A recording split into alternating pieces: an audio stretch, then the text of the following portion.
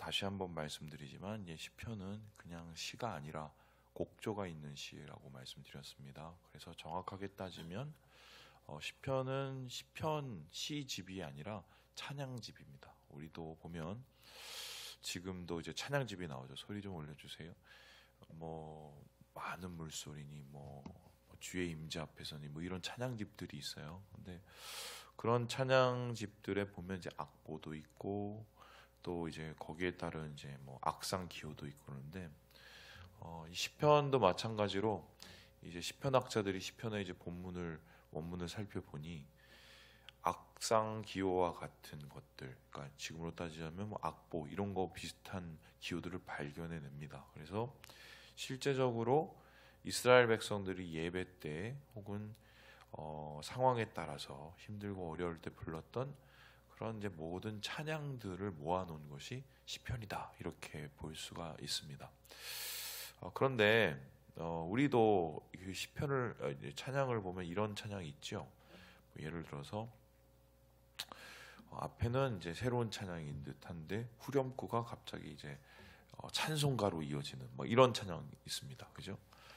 그래서 이거는 어떻게 창작이라고 얘기할 수 있는 건지 아니면 이것은 그냥 옛날 찬송을 다시 부르는 건지 좀 애매한 그런 찬양들이 있죠. 뭐 그 이유가 보면 솔직히 뭐 지금의 많은 찬양들이 나오고 뭐 새로운 곡들이 나오지만 이 찬송가에 나오는 이 고백들 이것은 사실 한 곡 한 곡에 담겨 있는 그 작시 그러니까 시를 쓴 사람들의 삶이나 이제 흔적이 이제 남겨져 있기 때문인데 그래서 아무래도 익숙하기도 하고 은혜롭기도 한 그런 이제 시들을 거기에 놓여 있는 그 은혜들을 다시 이제 리바이벌하기 위한 그런 시도다라고 했습니다. 그래서 이런 거를 어떻게 보면은 뭐 리메이크라고도 하고 이런 거를 또 다른 식의 이제 작곡 방향이라고 볼 수 있는데요.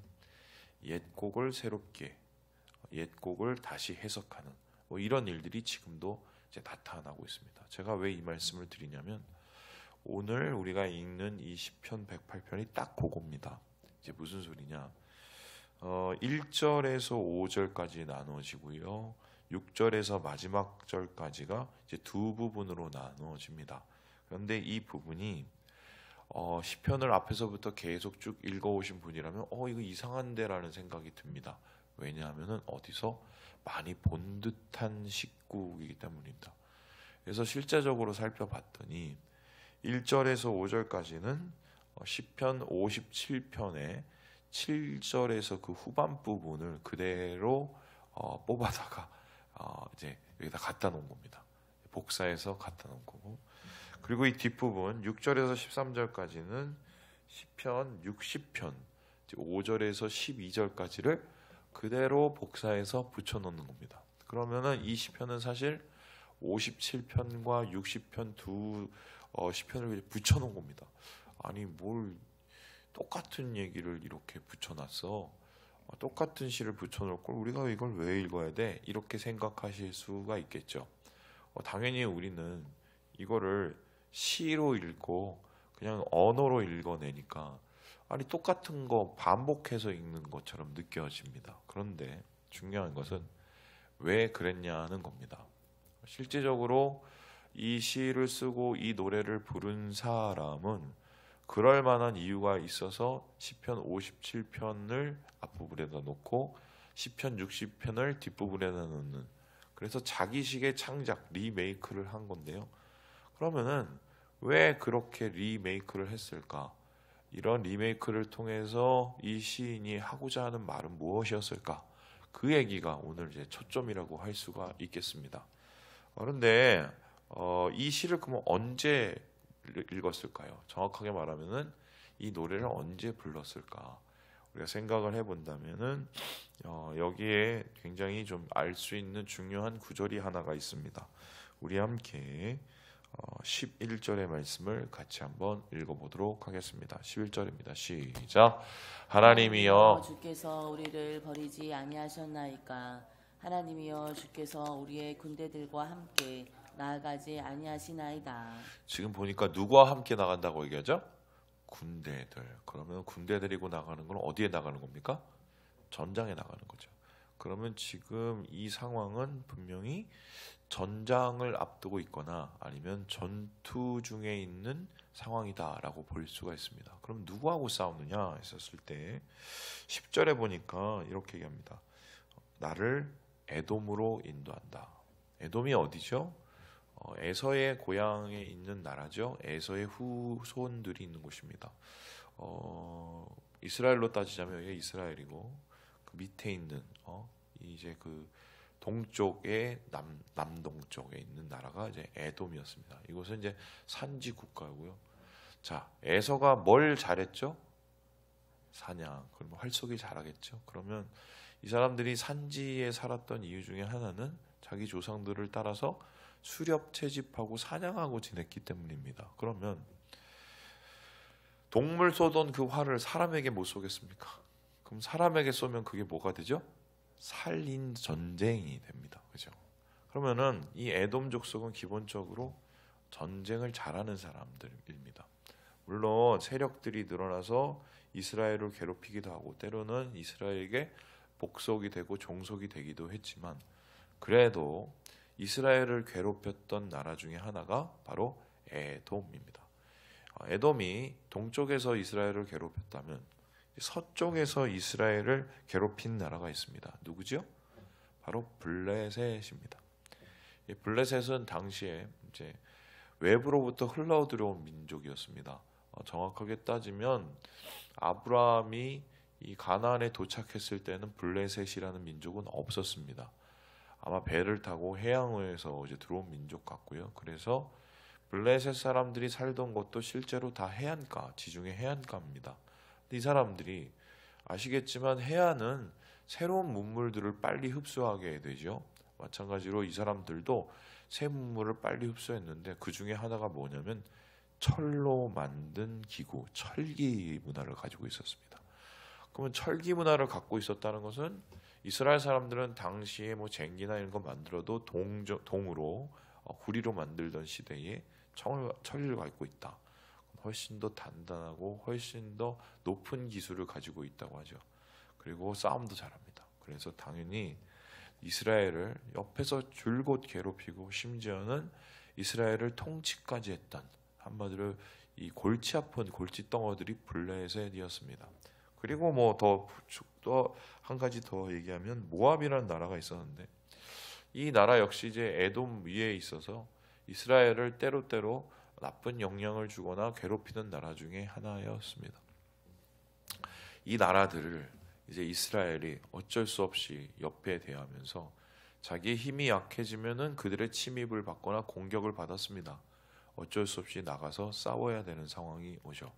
아마 이 시는 그러한 싸움 혹은 뭐 이스라엘을 괴롭혔던 모압이나 에돔이나 블레셋이 아니더라도 이스라엘이 전장을 나가야 되는 그런 어려운 상황 속에서 불렀던 시가 아닌가 싶고요.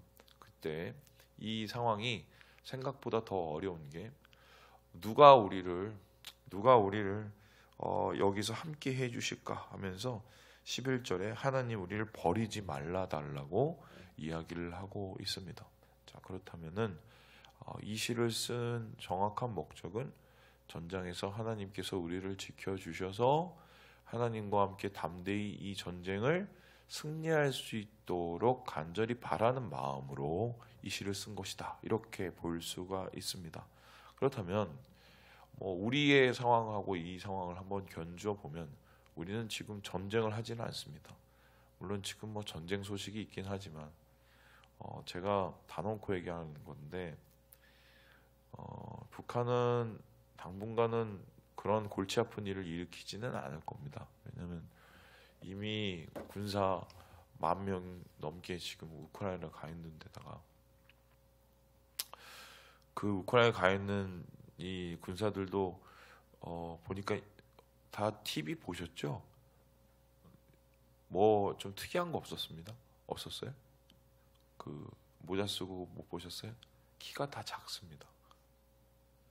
실제로 제가 예전에 연길 그 동북 삼성에 있었을 때 북한 사역을 잠깐 했었던 적이 있었어요. 그때 이제 북한 탈북민들 그 당시에 많았기 때문에 거기 가서 이제 찬양 인도하고 예배 이끌어주고 이런 사역을 했었었는데 그때도 제가 깜짝 놀랐습니다. 키가 다 작아요.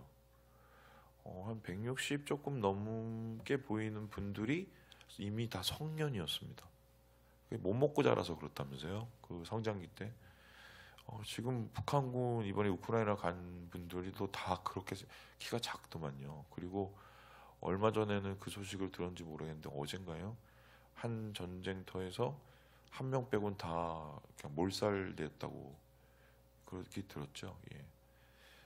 아마 전투력도 그렇게 뛰어나진 않은 것 같습니다. 현재 상황은 현대전을 해본 적이 없으니까요, 북한은. 그런데 이제 중요한 것은 우리의 삶 속에 그런 전쟁은 없을지는 모르겠으나 삶 속에서 우리가 치르는 전쟁이 있습니다. 어떤 전쟁이죠? 우리 마음을 무너뜨리는 영적인 전쟁들이죠. 우리의 믿음을 자꾸 연약하게 만들고 또 우리의 생각을 자꾸 무너뜨리고 그래서 우리의 관계들을 파괴시키는 그런 영적 전쟁들이 있습니다. 일이 몰아치고 또 상황이 안 좋기 시작하면 여러분 아시겠지만 하나씩 하나씩 어려움이 오는 게 아니더라고요. 제가 겪어보면 어려움은 한꺼번에 찾아옵니다. 정신을 못 차리게 만들어요. 그러니까 이게 영적 전쟁이죠. 안 그러면 그냥 싸움 수준인데 그런 상황이 되었었을 때 아마 오늘 시인과의 이야기를 한번 우리에게 비춰본다면 우리는 어떠한 마음을 가져야 이것을 좀 견뎌내고 이겨낼 수 있을까? 이런 질문을 해볼 수가 있겠습니다. 그때 시인은 우리에게 이 찬양을 부르면서 시편 57편과 67편을 연달아 붙여서 부르면서 우리가 이 싸움에서 이길 수 있는 가장 중요한 핵심적인 이야기를 합니다. 그 이야기가 무엇입니까?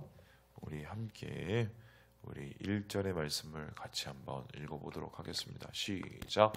하나님이여 내 마음이 정하였사오니 내가 노래하며 나의 마음을 다하여 찬양하리로다. 하나님께 내 마음을 정했다라고 얘기했습니다. 내 마음을 정했다. 나는 하나님께 굳게 서 있다. 나는 하나님 앞에 온전히 충성됨으로 있다. 이런 뜻입니다. 무슨 말일까요? 앞에 두려움이 몰려오고 걱정이 몰려오고 시험이 몰려올 때 그것들은 결국 내 마음을 무너뜨려서 모든 것을 무너뜨리려는 겁니다. 여러분 아시겠지만 전쟁에서 제일 중요한 것은 기싸움입니다. 기싸움에 밀리면 모든 것을 지게 됩니다. 그래서 그 기싸움 때문에 여러분 아시는 것처럼 고대 전쟁에서는 각 그 군대의 장수들이 나와서 먼저 싸웁니다. 여러분 아시는 다윗과 골리앗의 싸움도 바로 그것이고요. 거기에 대표 선수들이 나와서 먼저 싸워서 기세를 잡으려고 하죠. 그런데 골리앗하고 싸울 사람이 아무도 없어서 기세에 다 눌리고 있었을 때 누가 나와서 그 골리앗을 대적합니까? 바로 다윗이죠. 다윗이 골리앗을 이겼을 때 그 전쟁은 이미 끝이 났습니다. 여러분 아는 것처럼. 마찬가지로 우리가 마음을 어떻게 붙잡고 있느냐 결국 그게 이제 기세를 이제 정하게 되는 건데 지금 시인은 모든 상황에도 불구하고 나는 하나님께 마음을 정했다라고 얘기했습니다. 내 마음은 하나님께 뿌리를 내리고 굳건히 섰다라고 얘기를 하는데 그리고 나서 그가 믿는 하나님, 내가 왜 굳건히 하나님을 바라보고 하나님 앞에 설 수밖에 없느냐라고 얘기를 했었을 때 이렇게 이야기를 하고 있습니다. 우리 함께 8절의 말씀을 같이 한번 읽어보도록 하지요. 시작. 길르앗이 내 것이요 므낫세도 내 것이며 에브라임은 내 머리의 투구요 유다는 나의 규이며. 우리 하나님께서는 천지를 창조하시고 모든 것을 다스리시는 하나님이신데 그 하나님께서 바로 우리의 하나님이시다. 그래서 우리는 하나님의 백성이고 우리가 사는 이 땅은 우리의 땅이 아니라 누구의 땅이라고요? 하나님의 땅. 그러니까 하나님의 땅은 누가 지킵니까? 하나님이 지키시죠. 그러니까 그 하나님을 우린 보호하심을 믿기 때문에 우리가 하나님 앞에 굳게 마음을 내리고 뿌리박고 내 마음을 정하게 될 때 나는 담대함으로 이 싸움을 이겨낼 것이다 라고 이야기를 하고 있습니다. 그래서 시인은 이렇게 이야기를 하는데 12절에 보니까요. 사람의 구원은 헛되다라고 얘기했습니다. 나는 사람을 믿지 않는다. 그리고 난 무기도 믿지 않는다. 내가 가지고 있는 이 능력도 나는 믿지 않는다.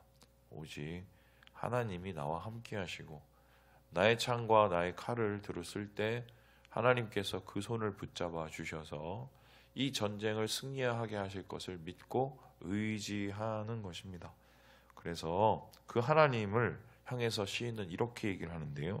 우리 함께 6절의 말씀을 같이 한번 읽어보도록 하겠습니다. 시작. 주께서 사랑하시는 자들을 건지시기 위하여 우리에게 응답하사 오른손으로 구원하소서. 하나님은 결코 자신이 사랑하는 자들을 외면치 않으시고 구원하시기 때문에 하나님의 가장 강한 손, 오른손을 펼쳐서 우리를 보호하시기 때문에 나는 그 하나님의 손을 붙잡고 이 싸움을 이겨나갈 것이다. 이렇게 이야기하고 있습니다. 결국 이러한 확신 끝에 시인은 13절에 이렇게 얘기하는데요. 우리가 대적을 밟는다. 왜냐하면 하나님이 이미 그들에게 승리하시기 때문이다. 이렇게 이야기를 하고 있죠.